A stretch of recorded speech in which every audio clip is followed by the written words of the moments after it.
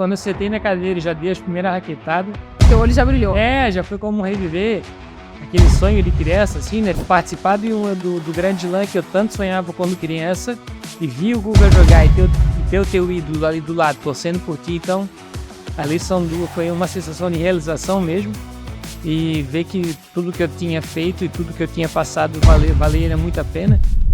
Imanit Silva, uma verdadeira referência no esporte paralímpico e um exemplo de superação e excelência. Com mais de 50 títulos, sua trajetória é um testemunho de resiliência e impacto, provando que barreiras existem para serem superadas, fazendo com que seu sucesso leve o nome do Brasil para o cenário esportivo mundial. Neste episódio, Imanit veio compartilhar sua incrível jornada e sua visão sobre a importância da inclusão no esporte e as lições que aprendeu ao longo do caminho. Mas e aí, Mani? Conta pra gente. É mais fácil ganhar um Roland Garros ou fazer um Pode Mais Havan? Nesse momento da minha carreira, essa mostra fazia o Pode Mais da Havan. O friozinho para chegar até aqui, quando falaram que tinha ele, já foi sensacional, né? Mas vamos ver o que vai acontecer hoje. Cara, o tênis faz parte da tua vida desde a tua infância, né? Ali desde os 10 que você começou até os 17, não é? Isso, ali na infância? Minha família sempre muito ligada ao esporte, né? Meus pais sempre falaram que o esporte ele é um transformador de vidas, é uma forma de educação, né? Então eu comecei a jogar com 10 anos e parei aos 17. Você já tinha a pretensão de ser profissional? Você imaginava, assim, que você ia ter um alcance grande no esporte ou era despretensioso? Como toda criança, a gente sonha em ter uma carreira ligada ao esporte, né? Uhum. Então não vou mentir que realmente eu tinha um sonho quando criança. Eu sou da geração Guga, né? Eu comecei em 90, né? E fiquei até os meus 17 anos, então eu peguei a geração Guga.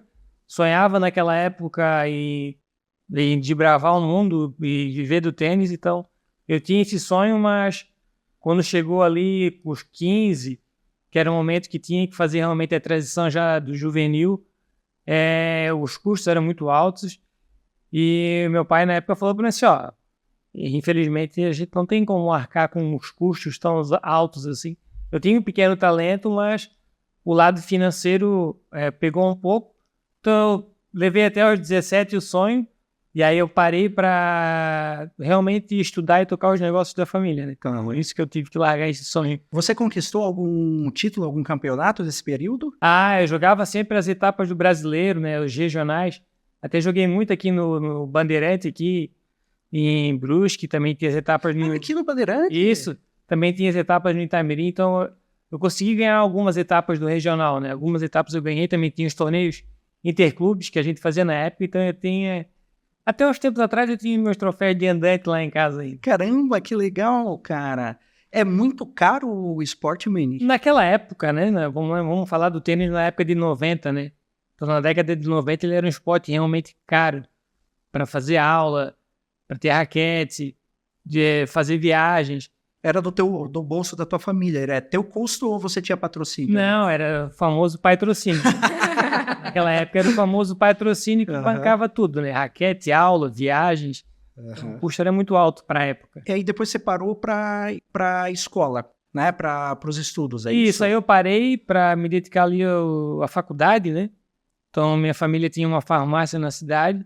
Eu parei para já pensar no meu futuro para tocar os negócios da família. Acabei fazendo faculdade de farmácia para tocar os negócios da família. Você tá brincando? Você é farmacêutico? Mas pelo menos os salompas ali tá... Porque, bicho, deve fazer um esforço físico muito forte, né, o tênis. Eu sempre falo que ele é um esporte completo, né? Que tu trabalha perna, braço, cabeça, trabalha tudo no conjunto inteiro ali dentro da quadra, né? Você seguiu até ali, mas um acidente que você sofreu mudou tudo, né? No meio do caminho. Na época eu tinha 24 anos. Na época eu não concluí a faculdade porque eu resolvi parar. Quando eu sofri um acidente eu estava no 5º período, faltava mais 5 ou 4 períodos, eu resolvi parar. E realmente, né, com os 24 anos é uma transformação de vida, né? Como tu pegar a tua vida e virar de cabeça para baixo sem saber o que vai acontecer, né? Meu Deus do céu. E foi durante o processo de recuperação que tu conheceu, tipo, esse esporte que tu faz agora? Isso, eu tive muita sorte, porque eu fui me tratar no SARA, em Brasília, e o SARA é um centro de reabilitação internacional, e lá eles trabalham com várias modalidades, assim, né? Então eu tive muita sorte, que eu digo, porque na época que eu me internei, isso era abril de 2008, fazia um ano já da minha lesão, lá estava uma atleta internada, que tinha acabado de passar pela cirurgia, que é a Regiane Cândido. Ela era atleta de tênis e cadeira de roda. Daí ela falou para mim que ela viajava o mundo jogando tênis, que conhecia vários países. Daí eu falei para ela que jogava tênis, ela ficou falando da vida dela de tenista. E eu levei mais sorte ainda que na época o Wanderson Cavalcante, que era o coordenador do tênis e cadeira de roda da Confederação Brasileira, também estava lá se tratando de uma cirurgia na coluna. E aí se juntou os dois. Você tá muito, cara. Muito certo, assim. Porque ela ficou me contando a experiência dela. Ela foi lá e já conversou com o Anderson, que era o coordenador, que era um ex-tenista. Na semana seguinte, os dois se juntaram e falaram com a coordenação do hospital e fizeram uma clínica para mim. Você tá brincando? Para mim apresentar a modalidade. Então, eu nunca me esqueço que quando eu sentei na cadeira e já dei as primeiras raquetadas... Teu olho já brilhou. Já foi como reviver aquele sonho de criança, assim, né? Poder, numa nova vida, poder ter um foco, né? Que era voltar a ser tenista. Então, isso foi maio de 2008. Junho, eu voltei para casa. Julho, eu comecei a treinar. Dezembro de 2008, eu peguei um ônibus e fui para São Paulo na primeira competição. Caramba. Então, foi já... E desde então, não parei mais. Já são e você foi bem nessa primeira competição? Muito mal. Muito mal! A gente estava esperando, não, muito bem. Né? Não, muito mal. Porque a habilidade de bater na bolinha eu já tinha, mas o tênis de cadeira de roda exige muita locomoção, né? Então essa locomoção, esse movimento com a cadeira, eu não tinha, né? E até hoje eu ainda luto para aprender bem isso. Então na época, quando botava a bolinha na minha mão, eu fazia o adversário correr. Mas como o pessoal é esperto, faz a gente movimentar. Então, nessa época, o primeiro torneio foi terrível. E esse período teve 7 anos, né? 7 anos ali, desde que você parou, aos 17, até o acidente. Isso. E esses 7 anos você não praticou tênis? Ou lá, pro esporte, vai? Não, era aquele de final de semana, né? Não, tem um torneio ali, vão ali bater uma bolinha. Nunca abandonei o esporte, né? Só não me dedicava mais como antes. Tipo, profissionalmente, assim, né? Isso. Era um esporte só de final de semana. Caramba, cara. E aí você sofreu um acidente de carro. Isso. Acabei sofrendo um acidente de carro na minha cidade mesmo. Na época eu fiquei tetraplégico, não mexia nem em braço, nada. Fiquei 4 meses, bem dizer, sem mexer os braços e depois, graças a Deus, o movimento dos braços voltou, então eu já sou muito grato por isso. Recuperação. Isso. Nossa Senhora. Então você chegou a perder o movimento praticamente dos braços? Isso. E das pernas? Isso. Eu fiquei 4 meses ali que o movimento dos braços eram nulos, assim. Eu não tinha pinça, né? Conseguia mexer. Mas você sentia tato assim? Isso. Era movimento? Não, isso era movimento. Movimento eu não tinha. Cara, como é que foi pra ti?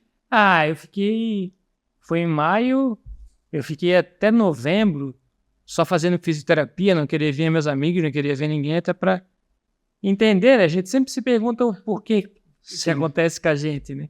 Então até realmente a ficha cair, demorou bastante, né? Eu digo que a minha chave da minha vida virou depois que eu conheci, quase um ano depois, eu me acidentei em maio, fui pro SARA em março, deu quase um ano. Então depois que eu fui pro SARA, que eu conheci essa realidade que existia, foi que ali realmente a chave da minha vida virou. Você já parou para pensar a probabilidade de você ir se tratar no hospital e ter essas 2 pessoas naquele exato momento, cara? É o que a gente sempre fala, né? Deus escreve certo por linhas tortas, né? Então acho que foi ele que botou essas 2 pessoas no meu caminho.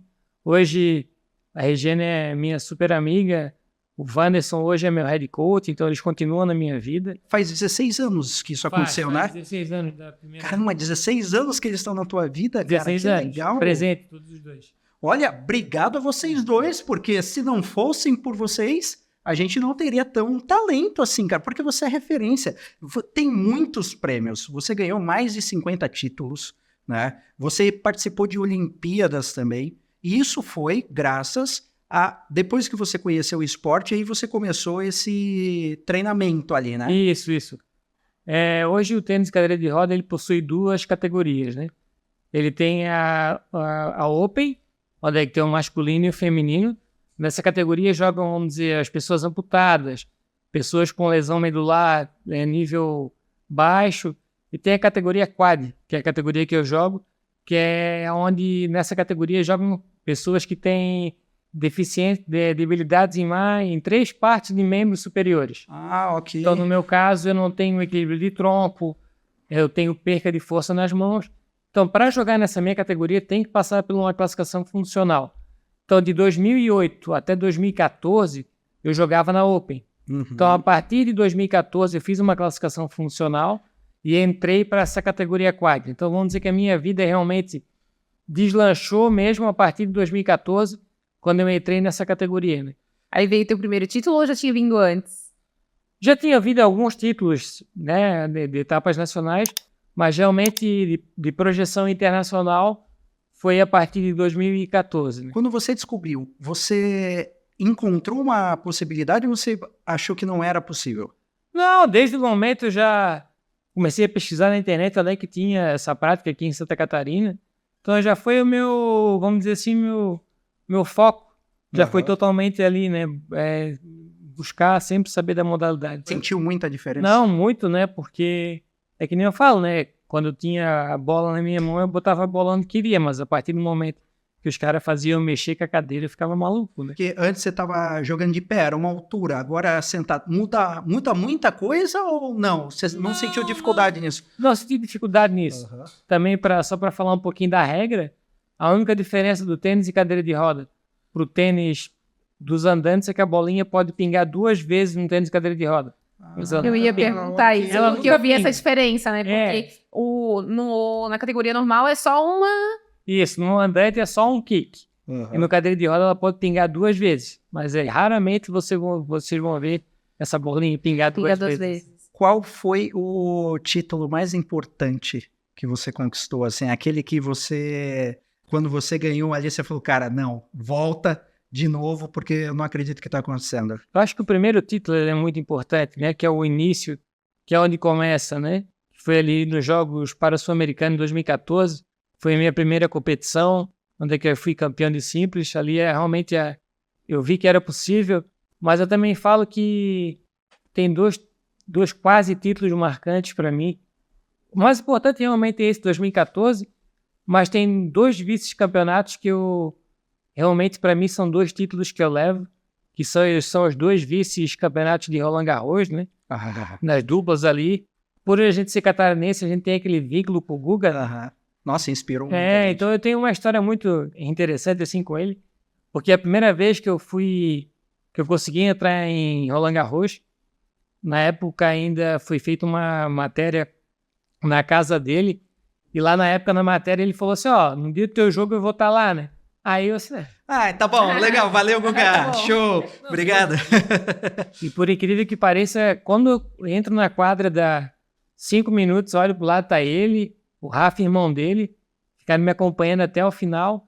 Então, só de olhar para trás, ver que quando eu era criança, eu via ele na televisão, torcia para ele, sonhava em participar de um grande slam, onde ele fez história. Cheguei até ali, participar do grande slam que eu tanto sonhava quando criança, e vi o Guga jogar e ter o teu ídolo ali do lado, torcendo por ti. Então, ali foi uma sensação de realização mesmo. E ver que tudo que eu tinha feito e tudo que eu tinha passado valia muito a pena. Eu acabei vice-campeão de duplas, então para mim esses 2 vice-campeonatos de duplas, eu junto isso à minha primeira conquista lá em 2014 como meus maiores títulos. Assim. Que legal, cara. E teve esse plus, né, do Guga também estar presente ali, né, contigo. Sim, por isso. O Guga ele teve uma figura muito importante no tênis, né? Ele popularizou esse esporte muito no Brasil, né?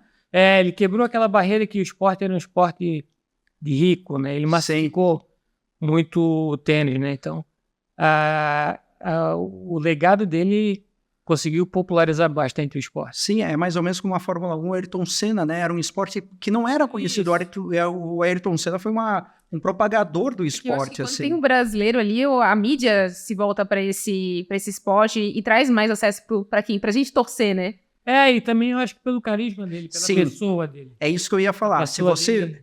você vê o Guga, ele é a simpatia em pessoa. Você vê o Guga, é a simpatia em pessoa. E você viu o Ayrton Senna, a humildade do Ayrton Senna em conversar também. Eu acho que esse é o conjunto, não é só o talento propriamente dito. E você herdou porque você também é um cara carismático, simpático, grava vídeo na rede social. E aí eu descobri aqui antes, quando a gente estava conversando, que a tua esposa é tua coaching de rede social. Nossa, me deixa louco.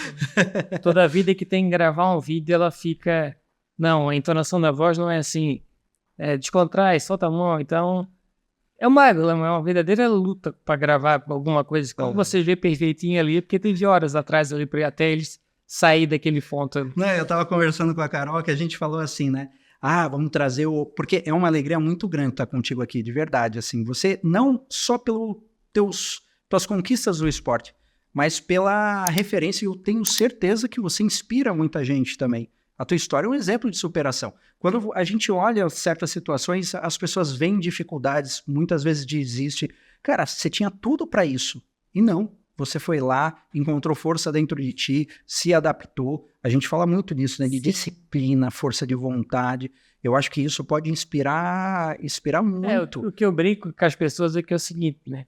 Eu tô numa cadeira de roda, né? Mas todo dia 5, todo dia 10, dia 20, a conta da água, a conta da luz bate, né? Então, se eu não fizer algo diferente, não vai ser outra pessoa que vai pagar minhas contas. Eu também tenho que viver para pagar minhas contas, né? Porque eu sou um deficiente que eu não tenho conta para pagar, né? Então, eu sempre digo com meus amigos que as contas chegam para todo mundo. Como é que é a tua rotina hoje de alimentação? Assim? Eu tenho curiosidade, né? Porque você hoje é um cara de alta performance. E a gente conversando com as pessoas de sucesso, tudo, eles atrelam muito a alimentação, a cuidar internamente, da mente, corpo, mente. A dieta é algo... Você tem alguma alimentação muito específica, muito regrada, uma rotina ou... Não. Isso é uma coisa que eu planejo fazer uma mudança daqui agora a Los Angeles, né? Trabalhar com suplementação alimentar, né? Eu comecei a trabalhar um tempo atrás, parei, mas naquela época o meu nutricionista falou que eu posso comer à vontade porque eu sou daquela pessoa que não tem tendência a engordar. Eu tenho dificuldade para ganhar peso. Então a minha massa magra, que a gente fala, uma gordura no corpo, eu tenho muito pouco e eu preciso comer muito para adquirir mais massa muscular. Entendi. Então eu como e não tem jeito, para ganhar peso é difícil. Tem limite de peso, essas coisas, ou não? Não tem? Não. O limite de peso vai ficar na tua mão, puxar a cadeira. Sim, né? Aí depende muito. Quanto mais gordinho, mais difícil para tocar a cadeira. Cara, é muita... Você tem que ter a força no braço agora para te locomover braço, e andar? É mão e braço, né? Muita mão e braço. E aí e sobrecarrega um só, porque tu fica com outra raquete, certo? Não. Os dois ali exigem muito, né? Claro que o que tu joga com a mão, que tu joga com a raquete, ela acaba sendo mais ainda, porque além de tocar a cadeira, tens que usar a raquete para bater a bolinha, né? Então, eu vi que tu tais bastante tempo com o teu técnico, né? O Wanderson, quando ele era coordenador, lá em 2008, a gente começou a nossa relação, ele que me inspirou a tentar essa classificação para a categoria. Então, 2014, já são em 10 anos. Que a gente trabalha junto. É uma construção, né, mano? É uma construção ao longo do tempo. Assim. O tênis ele é feito de processo, né? A gente nunca tá 100%, a gente tá sempre se readaptando e sempre buscando melhorar, porque nunca tá perfeito. Mas você se cobra também, né? Eu acho que quando o atleta ele para de se cobrar, ele estagna, né? E não é só o esporte, né? Eu acho que na vida também, né? Eu acho que sempre tem que ter uma cobrança para sempre ser melhor amanhã do que foi hoje, né? Eu acho que é isso o segredo.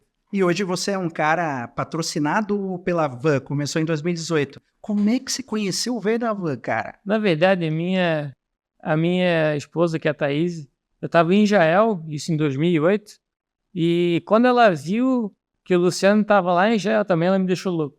Mano, o Luciano tá aí, tem que dar um jeito de encontrar com ele, só que eu falei para ela o seguinte, eu tô em Tel Aviv, ele tá num lugar totalmente distante, tipo, é como se eu estivesse em Florianópolis e o Luciano estivesse em Curitiba. Mas ela Nossa senhora! Mas ela ficou a semana inteira. Não, tem que dar um jeito de ir lá, mas como é que eu vou? Tem que jogar, tem que treinar. Aí eu falei pra ela, olha, só reza pra o único lugar que eu possa encontrar ele é no aeroporto. Eu já tinha desencanado, que eu nem ia mais encontrar ele nenhum. Quando eu tô no aeroporto pra vir embora, quem que eu vejo lá no aeroporto? Dito e feito. Nossa! Quando eu olho, lá tá o Luciano e acho que era o Lucas que tava com ele. Aí eu já fui tocando a cadeira bem rapidinho, chamando por ele. Aí eu expliquei, né, que se eu perguntei se eu podia bater uma foto com ele, porque na época, minha namorada na época era muito fã dele. Aí a gente bateu uma foto, ele já me convidou para vir conhecer o escritório aqui da Havan. Isso eu decolei, e ele decolou também. Logo depois, a gente já colocou as fotos nas redes sociais. Quando eu cheguei, acho que depois de 2 semanas, eu vim realmente conhecer aqui, e ali começou o nosso laço de amizade, né? Eu acho que antes de tudo foi o laço de amizade que uniu a gente, né? Pela compartilhamento ali de interação que a gente teve, aquela sintonia que bateu. Conectou, né? Conectou legal. O Luciano diz que lembra até hoje de eu indo tocando a cadeira atrás dele, chamando por ele, Luciano. Então, a partir dali que os nossos laços se uniram, então a gente tá junto já desde 2018. E foi um momento que marcou para ele também, porque imagina com quantas pessoas o Luciano conversa. Quem é que lembra de uma história assim, né? Tipo, de como se conheceu, foi algo que era para ser mesmo, né? E aí você, 2 semanas... Pô, Israel... de Israel, e 2 semanas depois em Brusque.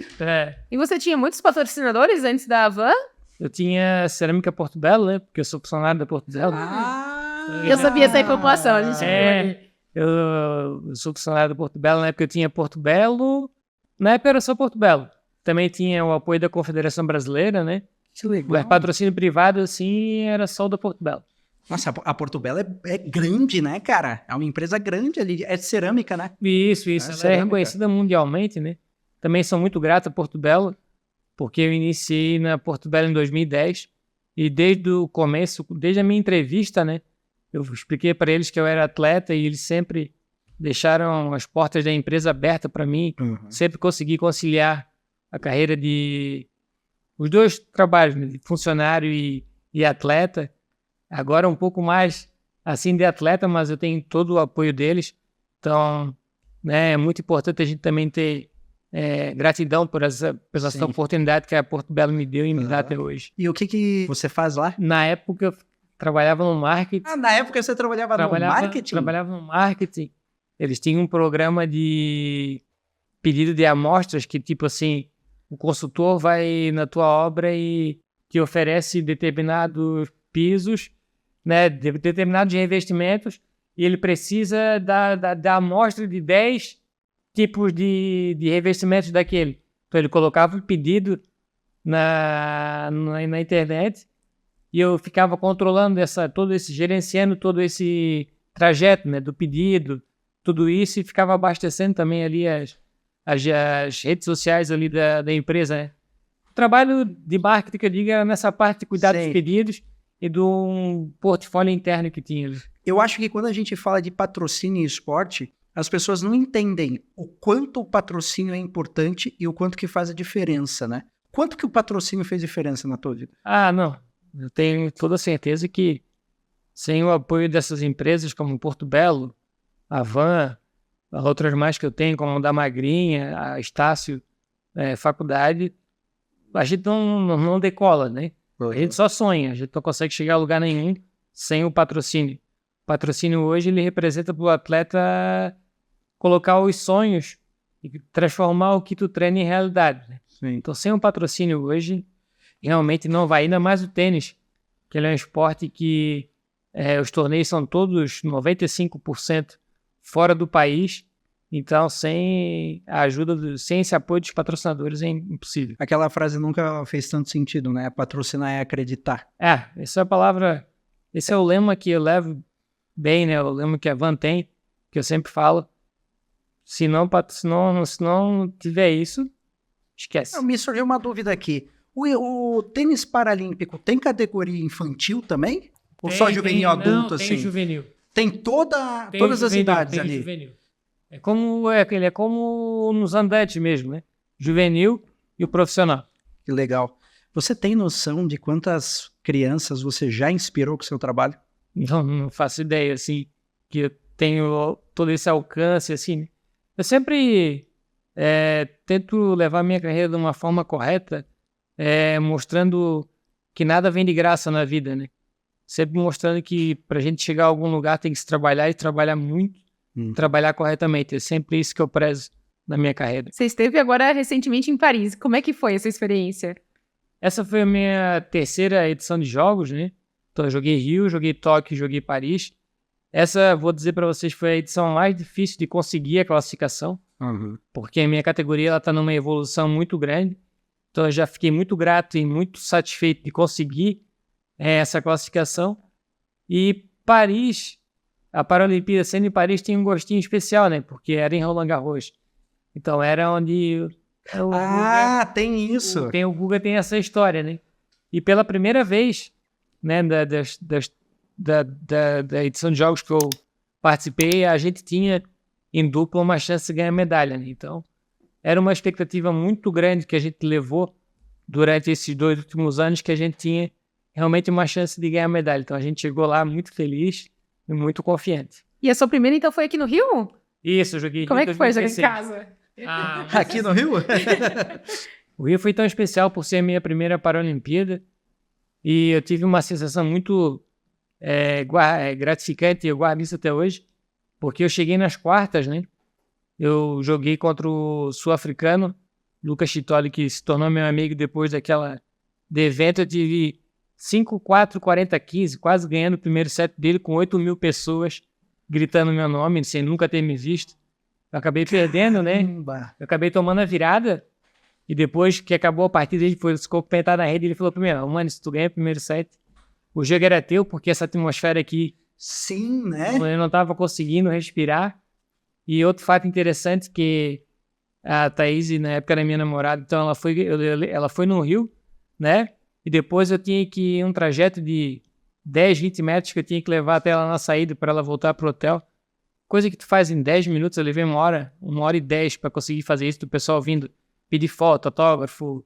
Então receber esse calor humano no Brasil, para mim, foi uma sensação que eu guardo até hoje. Isso já tinha acontecido contigo? Desse tamanho, dessa dimensão, nunca tinha pensado. Eu vejo que nos vídeos tu puxa bastante a plateia pra torcer contigo ali, né? Isso faz diferença, assim, tipo, pro atleta. Eu sempre quis saber, assim... Não, eu também tenho tá uma curiosidade. lá, né? Imagina todo mundo chamando teu Porque nome, é uma cara. concentração, né? Tu tá lá concentrado pra, tipo, fazer o teu melhor. E aí, tipo, tu consegue absorver essa atmosfera, assim, do fora também? Com certeza, né? Eu acho que essa interação do tenista com a torcida que tá ali para curtir o evento, ela é fundamental, né? E aí a gente acaba puxando essa energia do público para motivar ainda mais a gente a dar um show ali realmente para eles que estão ali. É muito bonito ver os teus vídeos puxando eles e chamando assim a torcida, vamos e tal. É gostoso de ver, tá? Quem tá na torcida Agora a e gente tem esse tentando, né? contato, tipo, é como a gente aqui, a gente tem a oportunidade de estar aqui. E a torcida, ela também espera esse retorno do atleta ali, porque é um ídolo, cara, eles estão lá torcendo, e quando você tá assistindo um esporte, cara, parece que nada mais existe, e você só quer aquela pessoa. Eu acho, não tenho comprovação científica nenhuma disso, mas eu acho que aquela energia a conexão vira uma coisa só, torcida e atleta. Deve ser um negócio assim, vou ganhar. A gente aproveita essa energia deles, né? A gente aproveita essa energia positiva que eles passam da arquibancada para nós e a gente tenta devolver isso para eles, né? Que na verdade aquilo ali, eles estão ali para ver um show, né?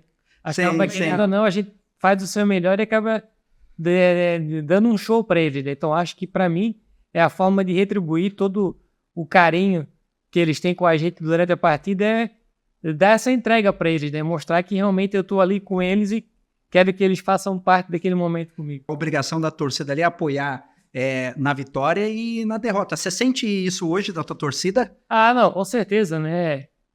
Mesmo depois ali, agora de Paris, que a gente teve 2 chances de realmente ganhar a medalha, ganhar o carinho depois, né? O reconhecimento depois, mesmo na derrota. Quando eu voltei pro Brasil, eu encontro as pessoas, tava lá torcendo por ti, nossa, fica um louco com aquele ponto, aquele momento. Cada vez que eu encontro com uma pessoa que ela fala que que estava vendo meu jogo e ficou emocionada, ficou vibrando, suando frio e me dando parabéns pela participação. Então, é gratificante, né? Receber esse carinho das pessoas, não só na vitória também, mas saber que elas compreendem que o esporte também é feito de derrotas também, mas mesmo assim eles estão ali apoiando. Isso é importante. Porque quando tu tá fora, assim, tu consegue reconhecer que tem um brasileiro lá torcendo por ti, porque a torcida brasileira ela é única, icônica, né? Única, cara. Todo lugar do mundo que a gente vai tem um brasileiro, né? Eu que viajo mundo afora por aí, onde tu menos espera, tu encontra um brasileiro torcendo. Quando você jogava ali, quando você era criança, você já tinha saído do Brasil pra jogar? Não, só no sonho. Nem imaginava? Nem imaginava, só sonhava. Né? Caramba, tem muita diferença de cultura? Muito, muito. Isso é uma coisa legal que o tênis proporciona, que a gente acaba conhecendo diversas culturas, né? Então, eu posso dizer que conheço ali a Europa inteira, França, Inglaterra, Itália, República Tcheca, conheço a África do Sul, Estados Unidos, Canadá, Turquia, Japão, Coreia. Conheço tudo isso, né? Próprio Israel. É uma coisa interessante que eu sempre falo para todo mundo, que quanto mais eu viajo, mais eu gosto do meu Brasil e sinto falta dele, né? Uhum. Tem alguma cultura que tu acha que se assemelha muito com a nossa daqui do Brasil? A Austrália. Austrália? A Austrália se parece muito com o Brasil pelo clima e pelo contato, né? As pessoas são como a gente, assim, gostam de conversar. Então, a Austrália foi, eu acho que, o mais semelhante pelo clima e pelo contato que eu tive com as pessoas, pela alegria das pessoas, assim, foi a Austrália. Que legal. A gente fala de esporte e se fala muito em disciplina, né? O quanto que a disciplina para ti, ela foi fundamental e é fundamental para suas conquistas e o seu dia a dia? A disciplina no esporte, ela é fundamental para tu ter o início, começo e o fim, né? Tu sabe que para tu chegar num fim, ele pode não ser o fim que a gente deseja, que é a vitória, né? Mas para tu poder trilhar essa estrada, tens que manter a disciplina do dia a dia, né? É sempre uma sementinha, né? A gente planta para colher lá na frente, né? Uhum. Se não tiver essa disciplina, tu não vai conseguir colher nada. Mesmo sabendo que às vezes tu não colhe a vitória que tu deseja, mas como tudo na vida, no esporte também é uma disciplina. E é o aprendizado também, né? Você aprende muito também com a derrota, né? Eu falo que o tenista hoje, se tu não é nenhuma estrela fora do normal, como o Federer, o Nadal, o Djokovic, tu vais perder mais do que ganhar, né? Uhum. O tênis hoje, ele é feito mais de... Vamos lá, de 100 partidas, tu vais perder 70 e ganhar 30, 60, vais perder 60 e ganhar 40.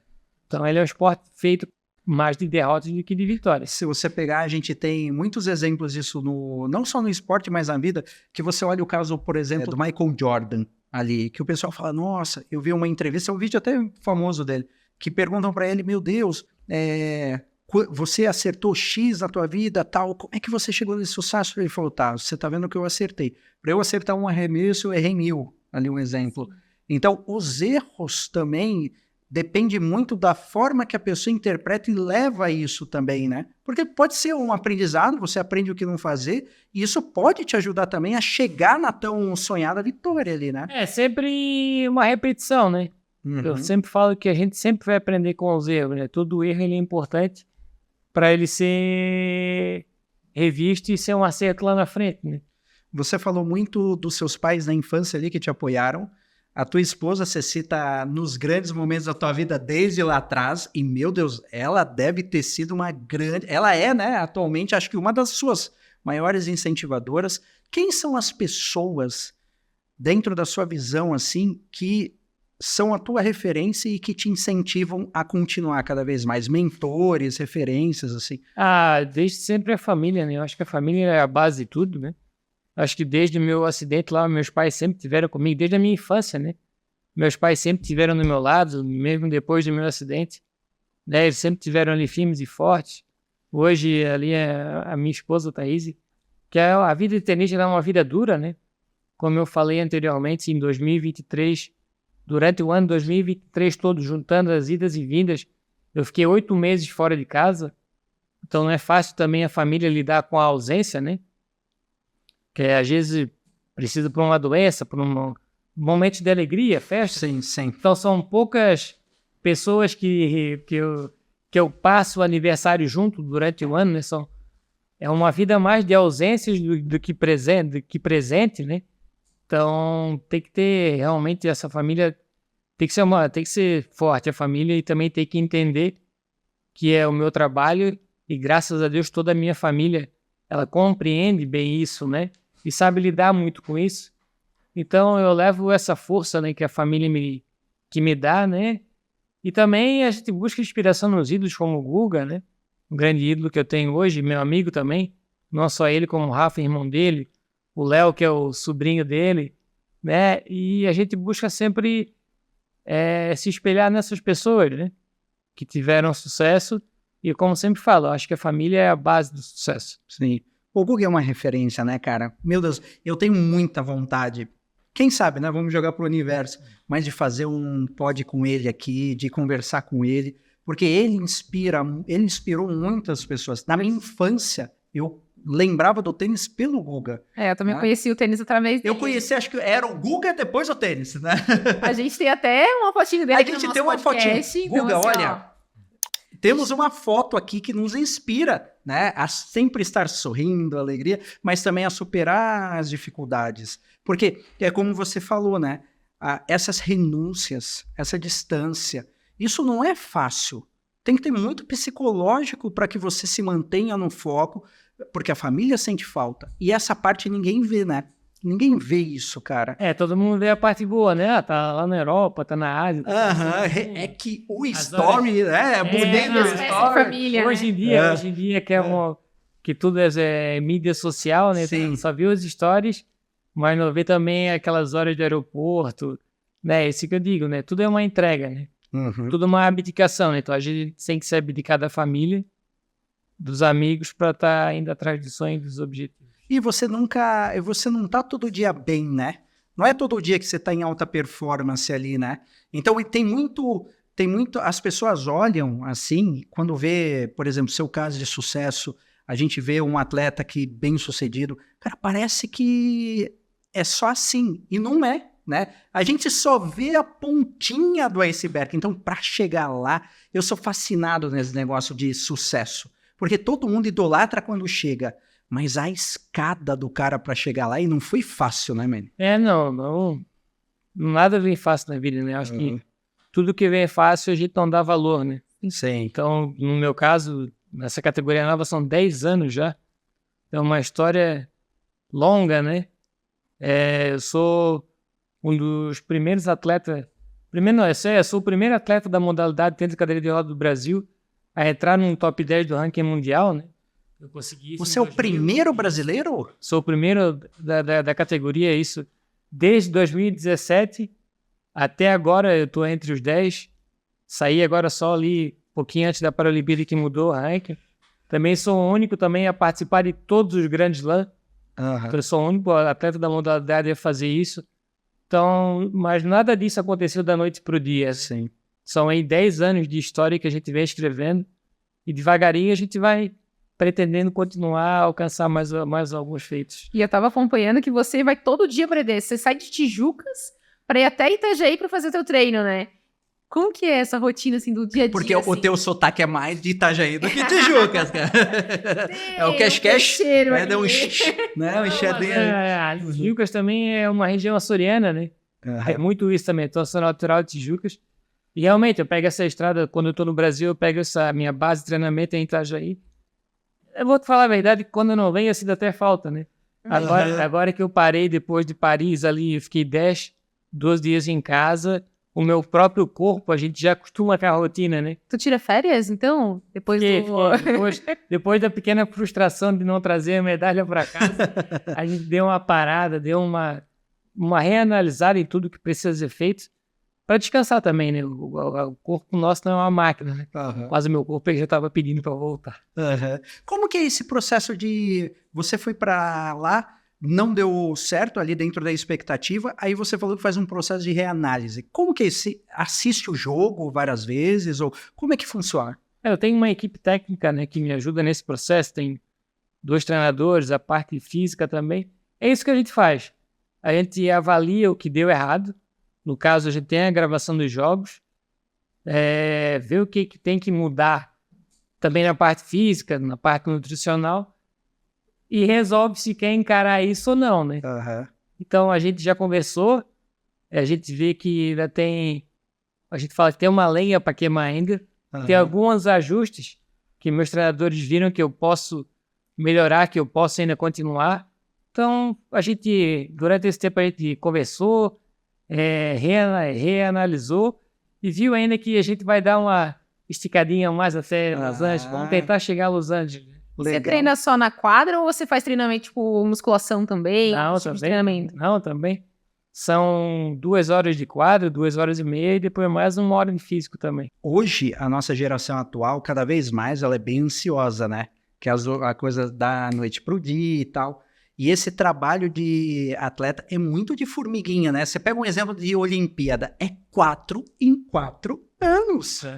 É 4 em 4 anos. Como é que né? Como é que você é convidado para a Olimpíada?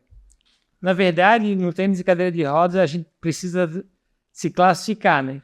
O que acontece? Vamos trabalhar agora com essa última Paralimpíada que teve. Então, de julho de 2023 a julho de 2024, eu tive que ficar entre os 12 melhores do mundo.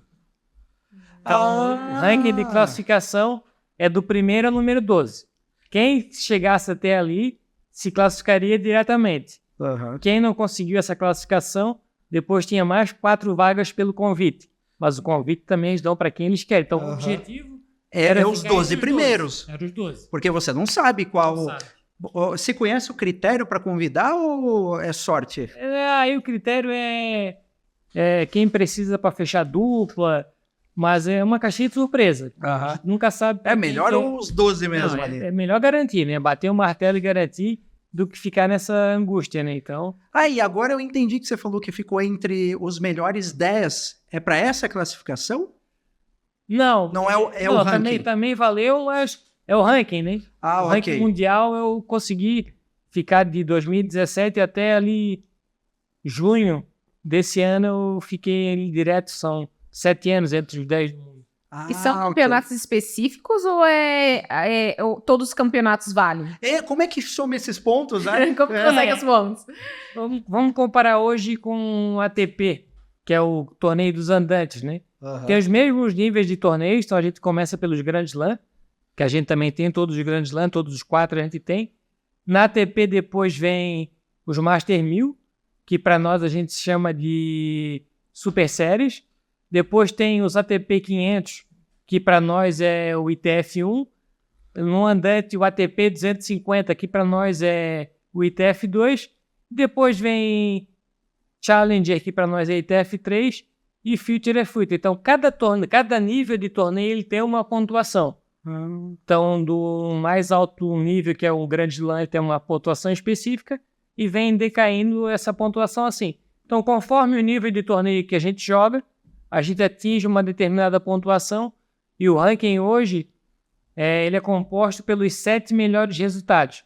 Tirando, vamos lá, ano passado que eu fiz 23 torneios, que vale são meus 7 melhores resultados. Não são todos que você participa. Não. São os 7 melhores resultados. Poxa, então de 23 ali eles pegaram os 7 melhores. E a pontuação você chegou lá, é campeão, é uma pontuação. Isso. É vice, é outra pontuação. Exatamente. Aí dentro de cada torneio tem uma pontuação específica. Vamos dizer assim, esse torneio o campeão vale 500 pontos, o outro vale 250, o outro vale 300. Então, entendi. Na matemática ali também, né? Aqui, a gente viaja buscando aquele determinado ponto, né? Tem esse planejamento ali também, né? Tem esse planejamento de calendário, né? Tu dorme? A gente consegue. Porque, olha...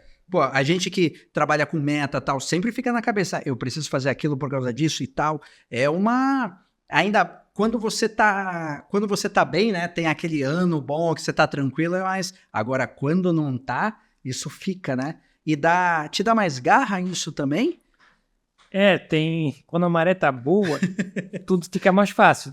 Agora, quando a gente pega uma maré dura ali, que nem eu tive no comecinho do ano passado, foi no comecinho desse ano, eu peguei ali uma sessão de 3 torneios, perdendo na primeira rodada, levando 0 pontos. Nos 3 primeiros? Foi 3 torneios seguidos ali que eu fui, que eu perdi na primeira rodada, então, pensa, a gente faz uma viagem longa e vai tomando na primeira rodada, aí a gente faz aquele reajuste de calendário, né? Onde é que eu tenho que ir agora para buscar esses pontos que eu perdi agora? O que está acontecendo comigo que eu estou perdendo assim? Será se eu estou bem preparado? Será se os outros jogadores estão muito além do meu nível? Então, tudo é um quebra-cabeça que a gente vai montando durante um ano, né? Agora eu entendi de onde vem tua constância. Porque você ficou ali no ranking 7 anos seguidos. Você tem 5 títulos de melhor tenista paralímpico, né? São 5, né? São, acho que se não me engano, são 5. São 5. Parei de contar agora. Parei de contar, é verdade. Porque a constância é importante, né? Nesse esporte. Aí vem muito agora. A gente tá descobrindo o processo aqui atrás. O processo. Um dos pontos é ter uma esposa, né?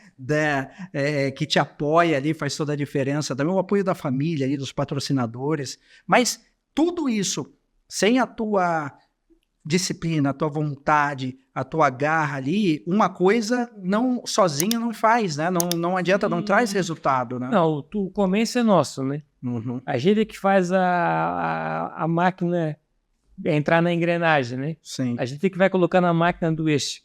Não adianta eu ter os melhores patrocinadores, a melhor família, um caminhão de dinheiro se eu internamente não tenho vontade. Sim. Então tudo é tudo é um quebra-cabeça, mas começa da nossa própria vontade interna, né? E você começou do nada ali, né? Do nada, né? E foi construindo assim, né? Muito com o apoio da tua família. Isso. Né? Eu, graças a Deus, meus amigos até brincam que desde que eu cheguei no circuito, eu sempre tive bons patrocinadores. Eu acho que isso também foi a diferença que me ajudou muito. Sim. Porque eu sempre consegui viajar além do que os outros viajavam, porque sempre, desde o começo da minha carreira, eu tive os patrocinadores que estiveram no meu lado, que isso é muito difícil no esporte paralímpico, a gente ter os patrocinadores. Eu acho que isso também foi uma coisa que me ajudou bastante na minha carreira, foi sempre ter bons parceiros e patrocinadores ao lado. E além de Los Angeles, como próximo objetivo, quais são os próximos objetivos que tu tem, assim? Agora, a gente está ficando mais velho, mas a modalidade está crescendo muito, a minha categoria está muito forte. Então, acho que como objetivo, eu acho que o objetivo a longo prazo é chegar em Los Angeles, mas um dos principais objetivos que eu venho para a próxima temporada é conseguir estar garantida a vaga para jogar os Grand Slams, né? Então, hoje, para jogar o Grand Slam, tu tens que estar entre os 14 no mundo, né? Para tu conseguir a vaga direto. Então, o meu objetivo agora é sempre tentar se manter entre os 14. Entendi. O ranking mundial, ele é muito importante para sua carreira. Você está sempre olhando isso para ver de se enquadrar nesses torneios, né? Isso. O ranking, ele te abre as portas, né? Ele te coloca melhor na chave, no sorteio de um torneio. Ele te coloca dentro de um grande slam direto, que hoje é dentro dos 14. Então, a gente trabalha por ranking, né? Para sempre melhorar o jogo individual e sempre estar com um ranking melhor, né? Eu vou aproveitar esse momento com uma curiosidade. Qual é a tua preparação antes do jogo? Qual é teu ritual ali? Eu não tenho muito ritual, eu sou bem tranquilo. É claro que antes do jogo eu estudo muito o adversário, né? Eu busco saber onde são os pontos fracos, mas o máximo que eu faço ali antes da partida é ficar com fone de ouvido, escutando uma música e pensando no que fazer dentro da quadra. Então me conta o segredo, qual música ali você ouve? Qual estilo de música? Bem eclético, eu escuto de hip hop, sertanejo, reggae, eu escuto de tudo. Que legal, cara. A música é importante, né? Ela dá... Eu só treino com Não, então, fone. Eu sou... Todo dia agora eu tô tentando fazer no máximo pra correr, né? E o fone de ouvido, a música faz toda a diferença, cara. Você se acha e bota do rock lá, pô, cara, e você vai, motiva, né? E te deixa no... bateria, eu saio da academia. Sim. Dá uma alegria, né? Deixa mais leve, né? Meu único ritual é esse, eu curti um bom som antes de uma partida. E como que é o jogo em dupla, assim? Como que é pra você jogar com uma outra pessoa, assim? Pra começar, é uma afinidade, né? A gente sempre busca um parceiro que o cara tenha ali uma afinidade legal, que possa ter essa interação. Então, eu sempre busco isso, né? Um parceiro que a gente tem essa afinidade, essa coisa de interação legal, assim. Porque são momentos que tu compartilha não só a alegria, mas também a parte bronca, né? Sim, é o BO, né? É o BO. E porque muda, é diferente você jogar individual, né? Até eu acho que noção de espaço e tal. Como é que você sabe que a jogada é de um, a jogada é de outro? É revezado ou não? Não, isso vai da conversa, né? A gente troca bem essa interação, essa é tua, essa é minha, entendeu? Isso na hora, Ni. Na hora, a bolinha tá vindo, claro que se ela vier mais pro lado dele, é dele, se vier mais pro lado meu, é minha, mas às vezes vem aquela bola no meio, Pois que a gente não sabe pra quem vai, a gente já vê a minha, é tua, então tem sempre essa conversa ali, né?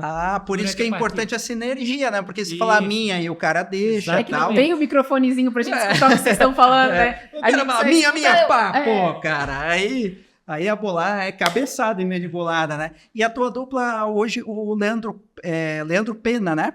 É o Leandro Pena que você faz dupla? É uma dupla específica ou você trabalha com várias duplas? Não, eu trabalho com várias duplas. O que acontece?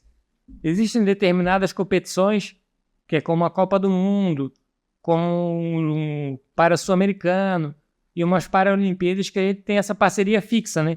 Mas durante o circuito, dependendo nos torneios, se ele está comigo no torneio, a gente faz essa parceria junto, ou então quando eu estou sozinho nos torneios, eu faço parceria com outros atletas também, né? E quando você pega assim, como é que faz essa sinergia? É conversa, é conexão? Que eu digo para ti que começa pela amizade, é pela parceria, né? Então, ali dos jogadores ali que a gente perdeu na Paralimpíada, eu já joguei com o inglês, jogo muito com o sul-africano, tanto com o Donald como com o Lucas. Então vai dar interação, vai dar amizade. Começa pela amizade. E ali é inglês? É inglês? Vai no inglês? Ou... Vai no inglês. Aquele inglês empurradinho. It's mine. É o suficiente para não passar fome e se comunicar. Não, se ele entende que a bola ali da vez é tua ali, tá bom, cara. Que legal, cara. Você conhece muita gente também, né? O esporte ele proporciona isso, né? A gente faz grandes amizades aí pelo mundo inteiro, né? Tem amigo na África do Sul, tem amigo no Chile, então... Estados Unidos, Austrália, então a gente vai conquistando amigos aí pelo mundo inteiro. Vamos aproveitar esse momento para profetizar. Qual é o próximo título que você tá na cabeça que você quer? Tá tão difícil hoje? Não, mas aquele que você quer ali, vamos profetizar, porque a gente vai usar esse momento, essa gravação pra gente falar, lembra que a gente conversou sobre isso? Você é muito bom nisso, porque você começou com criança sonhando muito alto, né? E aí conquistou. Eu acho que dá pra pensar aí já no que pode vir pela frente. Eu acho que durante esse caminho todo, eu acho que dava pra conseguir ali um título de Grand Slam dupla. É algo palpável hoje. Muitas pessoas vão dizer, não ganharam nem a medalha, vão querer ganhar o Grand Slam. Mas eu acho que a minha dupla e do Leandro, trabalhando a longo prazo, eu acho que daqui a 4 anos é capaz de ganhar um título. Eu acho que hoje, muito por causa da rede social também, é muito fácil falar, né? É muito fácil falar. Então aqui a gente vai profetizar, porque quem vai fazer é você, a sua dupla, sua comissão técnica. Vai acontecer. Qual é o ano? Que ano? Até um ano ele quer saber já. É isso que a gente vai... Ele falou daqui a 4 anos, é 2028, é isso aí?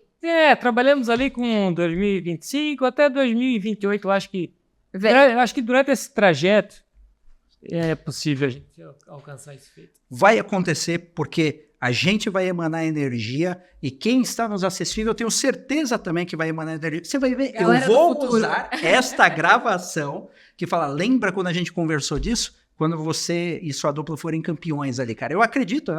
Já escrevi aqui. A gente conversa com muita gente, né? E várias histórias de sucesso, assim, e muito do acreditar, do mentalizar, do visualizar, eles falam muito, né? Pô, eu já vi ali, por mais que parecesse impossível. Então a gente vai colocar em prática o que a gente tá aprendendo aqui. Até a gente tem vivido isso, né, Alan? A gente diz, opa, quer convidar alguém que tá acontecendo, tá vindo, tá... Quanto que você imaginou na tua vida que a gente ia ter a oportunidade de conversar com um atleta com mais de 50 títulos? A gente fica nervoso, né? Então, o Luciano sempre fala, sonhar grande. Sonhar pequeno dá o mesmo trabalho. Então, vamos sonhar grande aqui, cara. Vamos sonhar grande. Que legal, cara. Que legal. Eu tô muito feliz. E se você pudesse, pra gente ir caminhando ali pro final, dar um conselho para as pessoas ali que estão tentando ingressar no esporte e sentem essa dificuldade do começo, ou estão passando por alguma situação parecida com a tua, de dificuldade, qual é o conselho que você daria para esse cara? Eu acho que é nunca desistir, né? Acho que a gente nunca deve desistir dos nossos sonhos, apesar dos perrengues e das dificuldades que a gente passa, né? Eu também falo que cada dia é um novo dia e uma nova chance, né?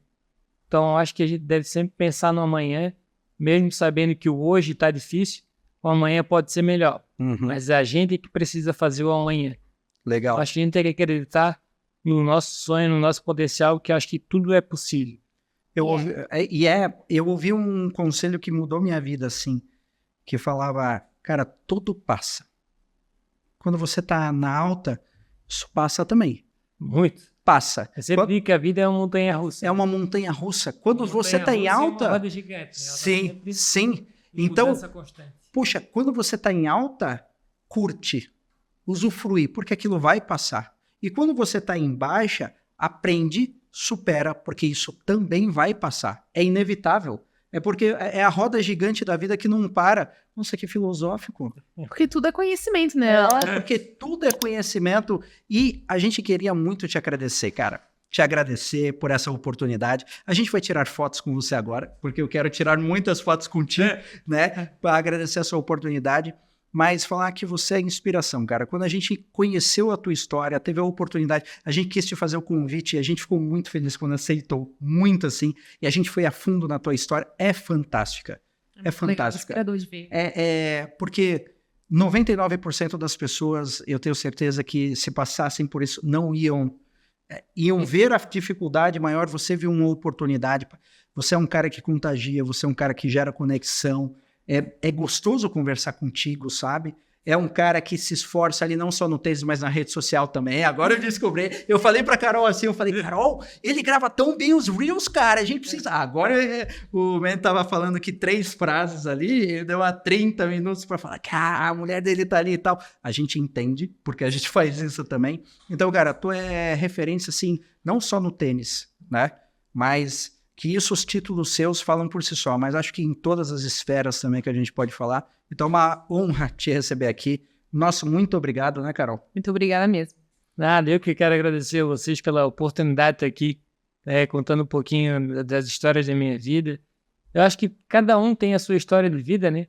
Eu acho que não só pelo fato de eu ter uma história triste e me usar isso com o objetivo ali de vida, de conseguir vencer, mas eu acho que cada um dentro de si, até mesmo quem não tem deficiência nenhuma, tem a sua história de vida e tem que sempre... É o que eu sempre falo, né? Cada dia que se começa é uma história diferente que se deve se escrever. Eu acho que cada um deve ir atrás dos seus sonhos, dos seus objetivos. Não é fácil para ninguém. Como não é fácil para vocês, não é fácil para mim. Não é porque tem uma deficiência que vai ser mais difícil para mim. Sim. Eu acho que cada um tem que ver o seu grau de dificuldade e tentar realmente buscar tirar o melhor de si. Não é fácil, só que na vida nada vem fácil, né? Nada cai do céu para nós. Sim, porque ali a gente fala de problemas, né, de dificuldades e tudo mais, que aí todo mundo enfrenta, todo mundo, cada um tem lugar tem uma dificuldade, todo mundo tem a sua dificuldade. E cada vez eu vejo mais que é sobre o aprendizado, né? Quanto mais você consegue tirar essa tua dificuldade para aprendizado e superar, é onde tu brilha. Sim. E agora que chegamos no final, foi mais difícil, então, refazer a pergunta. É mais difícil, deu mais friozinho a final do Roland Garros ou fazer esse Podvais aqui com a gente? Olha, eu vou dizer que o friozinho aqui por vocês foi mais tenso. Foi igual entrar numa partida, a gente vai tirando de letra. Que legal, cara. A gente acredita muito aqui, né, Carol, que conhecimento é poder. Quem sabe o que quer. Pode mais. Manny, muito obrigado pela sua presença. Valeu, pessoal. Até a próxima. E lembre-se sempre que é na dificuldade que a gente se forma. E quando a gente vence, é a nossa capacidade de superar as dificuldades. Né? Então, o alto passa, o baixo passa. A forma que você lida com isso é o que vai fazer a diferença, né? Eu tô muito filosófico hoje. Demais. É a tua presença, cara. Muito obrigado, valeu e tchau. Até a próxima.